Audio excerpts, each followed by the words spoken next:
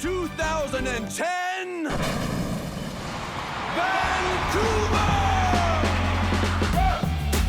So when the Olympics was coming to Vancouver in 2010, I realized that I had to be part of that.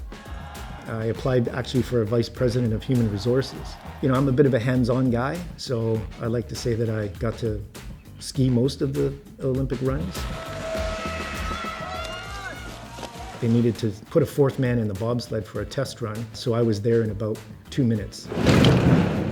And then I realized that the driver was practicing in the corner, and he actually said to me, in the last turn, when we go around the last turn, you're going to be pulling about 3 to 4 Gs. So if you can lift your head, I'll give you $100.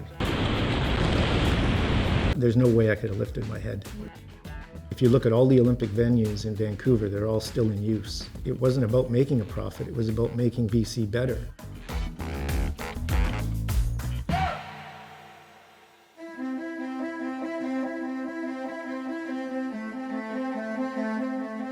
How do you set up a building, or how do you manage the intake when you do have so many mentally ill and severely addicted individuals on the downtown east side?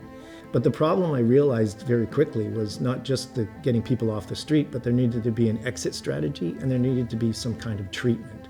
So Street to Home's mandate really was to build supportive housing to get people off the street. And we did that. There were 9 buildings, they're all up and operational right now, anywhere between 80 and 145 rooms.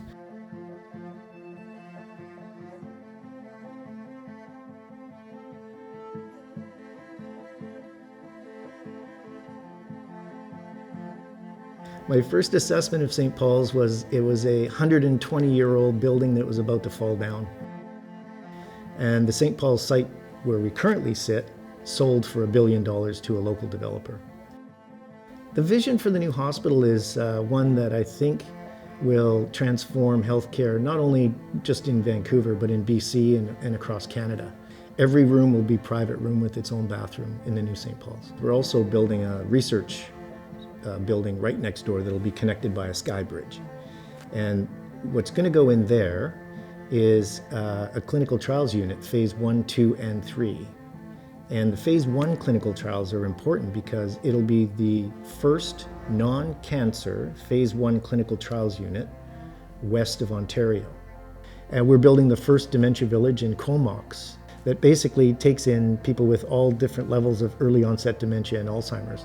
And they basically live in community, and there's a general store, there's gardens, the quality of life is second to none. And so it's a brand new model of care for Canada, first of its kind. So it's funded by Vancouver Island Health Authority, which means anyone can access it. When someone asks me about St. Paul's Hospital, where it should rank in the scheme of things, I always say St. Paul's is a Vancouver-based hospital with BC reach, national impact, and international fame.